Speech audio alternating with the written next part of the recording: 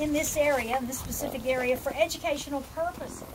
So when you see the stones in front of the roses tell you what grapes planted there, we do not plant a Sauvignon Blanc and a Chardonnay in the same vineyard. They require different climates. So they're never planted, really side by side.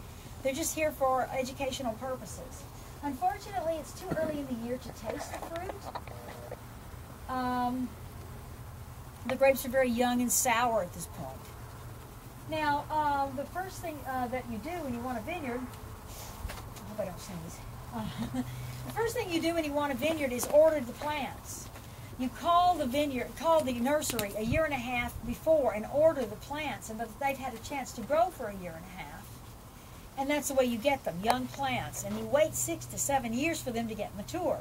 So you're just going to pour a whole lot of money into this project, and you're not going to get a lot back in the first few years. So from age 6 to 7 to age 25 to 30 are the best years of production for the average vineyard. When they pass 25 to 30 years, it gets old. It produces less fruit, but it produces higher quality. Production declines, quality can and sometimes does go up. So some of your old vines make some of your most interesting wines. It's not smart to have all your vineyards get old at once and have all your vineyards be too young at once, because that doesn't work. You can go broke. So it's important for growers to have vineyards that are young and active and producing at the best volume. Now, we prune the vines in February. That is to say, in February we come out here and cut off all the old winter growth and cut back to spurs. Spurs are no longer than an index finger. They're about 6 inches apart, and they've got 2 buds on them, the primary and secondary buds. And you can see the work of the primary and secondary buds, because you can actually see the clusters on the vine, and those came from the primary and secondary buds. So all the best fruit comes from the down on the vine from those buds. They're the most powerful. They're going to make the best wine. They're going to ripen appropriately. They're going to be right on schedule. They're not going to, they're going to taste fine, because they've got the best chance of turning out well because of their location on the vine. Now, the first thing that we do is pull the leaves off. We pull off some tiny leaves that come out in the early spring, and the reason is because we want the vines to think about buds.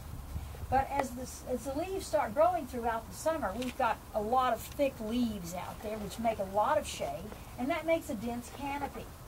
All summer long, we're going to be cutting back that leaf canopy to allow sun to get in between the rows, and that's the way fruit gets ripe at harvest time. The more sun and light and air that can get into the canopy, the more likely chance you have of even ripening. The less likely chance you have of disease like mold and mildew getting in there. It's all about the health and the ripening of the vineyard. So we cut back the leaves. This process is called canopy management. Okay? Now the next thing that we do is the clusters come out about late May to early June. And we'll actually pull the leaves that are blocking the view of the clusters from the sun. So they'll groom the vineyard back so that the clusters are exposed. And they get more light and air. The red wine grapes, of course, let me just say this first. Sometimes you thin out vineyards. You thin out for quality. You actually take off fruit that's weaker in preference to fruit that's stronger for the purpose of making a more intense wine. Thinning out vineyards is one of the things that you do to raise quality, because the belief is it's better to have 6 tons an acre it's better to have 3 tons an acre of really good fruit, which is about our average, 3.5 to 4 tons, than to have 6 to 7 tons an acre of mediocre fruit, because the vine's energy will be dispersed into whatever grapes it has. You take some of those off, and you give the vine gives all of its energy to fewer clusters. Now, red wine grapes will turn purple, white wine grapes will stay green, skin will get softer on the fruit, and sugar will go up. Sugar is called Brix, and it's spelled B-R-I-X, and measured in degrees, just like Fahrenheit on a thermometer. Brix is necessary, because if you don't have Brix, you don't have wine. Yeast eats the sugar to make the alcohol, and that's what makes wine. So we're going to measure that Brix all summer to see where it is. People with higher Brix have higher alcohol. People with lower Brix have lower alcohol. And it's all dependent on the sun. It's dependent on Mother Nature. If you want your wine's alcohol to go up, you might leave your grapes on the vine a little longer and let that sugar rise a little more. That's one way of doing it. We don't have to worry about it in California. We're going to get sugar because we're going to get sun. In France, they think about things like that more than we do. It's colder there. They don't get their sugars up the way we do in the vineyard, as early as we do. Now, the pH and acidity must be measured at all times. We don't know how many nights the temperature is going to go below 55.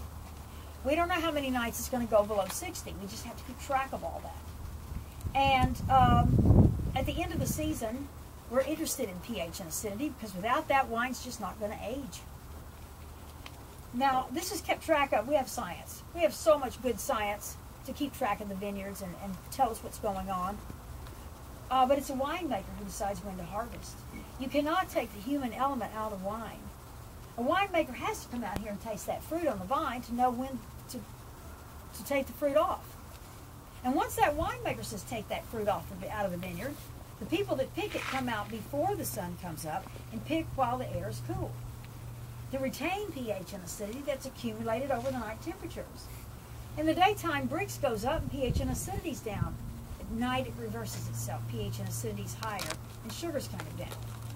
But the sugar's fine. We don't worry about sugar in California. It's pH and acidity we're concerned with. So we get them out of here in the early morning, and we do not leave the grapes laying around in the hot sun. Treat those grapes well. Hand harvest in small bins, and pay those people by the hour. Because if you pay them by the hour instead of by the ton, they're going to go in there and take the best stuff and take their time. They've done this before. They know what to do. And so if they see an overripe or underripe cluster, they don't take it. So only the best goes into processing. So here's the 7 things that make a great vineyard. Prune your vines, pull your leaves, and manage your canopy. Thin out your fruit. Check your Brix pH and acidity. Treat the grapes gently when you harvest, and never harvest a vineyard that's not perfectly ripe. Let's go up to the vineyard. I want to show you some stuff.